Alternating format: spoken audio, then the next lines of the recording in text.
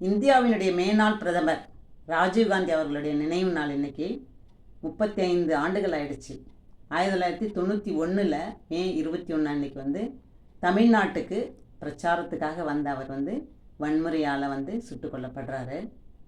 அந்த நாளில் பார்த்திங்கன்னா தமிழ்நாடே ஸ்தம்பிச்சு போச்சுன்னு சொல்லலாம். அமைதிக்கான இடமா இருந்த தமிழ்நாட்டில் இப்படி ஒரு வன்முறை. அப்போ நான் NIVH அப்படிங்கிற பூந்தமல்லியில் இருக்கக்கூடிய ஒரு நிறுவனத்தில் ஒரு பயிற்சி எடுத்துகிட்டே இருக்கேன். அப்படியே அஞ்சல் வழி கல்வியில் படிச்சுட்ருக்கேன்.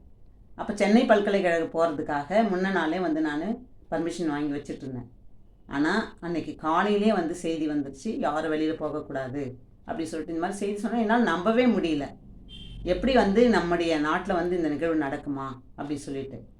அப்போ நான் 1ன்னா 9ன்னு சொல்லுவாங்க, இதெல்லாம் இருக்காது, ராஜீவ்காந்தி இறந்திருக்க மாட்டார் அப்படின்ட்டு சொல்லிட்டு இருக்கும் பொழுதே செய்திகள் பரவிடுச்சு, அவர் சுட்டு கொல்லப்பட்டார் அப்படின்னு சொல்லிட்டு.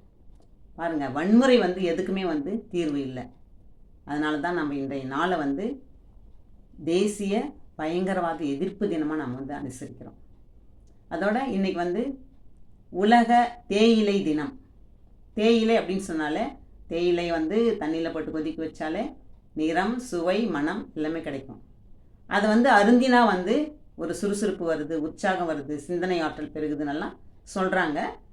ஆனால் அது சாப்பிட்டு பார்த்தவங்களுக்கு தான் தெரியும். எனக்கு அந்த பழக்கம் இல்லை. நான் உதகை மாவட்டத்தில் தேயிலை விளையக்கூடிய பகுதியிலே நான் வேலை செஞ்ச போது கூட எனக்கு அந்த பழக்கத்தை நான் ஏற்படுத்திக்கல. அதை அங்கே எப்படி குடிப்பாங்கன்னு சொன்னால், தேயிலையை தண்ணியில் போட்டு கொதிக்க வச்சு பாலெல்லாம் சேர்க்க மாட்டாங்க, அப்படியே தான் அருந்துவாங்க. அது ஒரு உற்சாக பானமாக இருக்குது.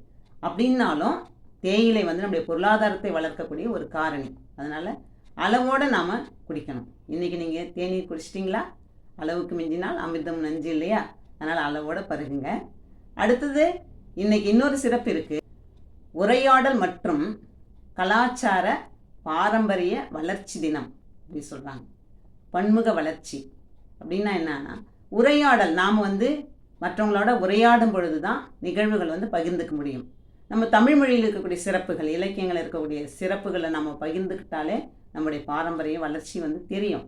பிற மொழியில் இருக்கக்கூடிய பாரம்பரிய பன்முக தன்மைகள் எல்லாம் கூட நாம் அறிந்து கொண்டோன்னு சொன்னால் நம்முடைய வாழ்க்கை நிலை உயரும். அதற்காக நம்ம அந்த சிறப்பையெல்லாம் நம்ம மேற்கொள்ளணும்.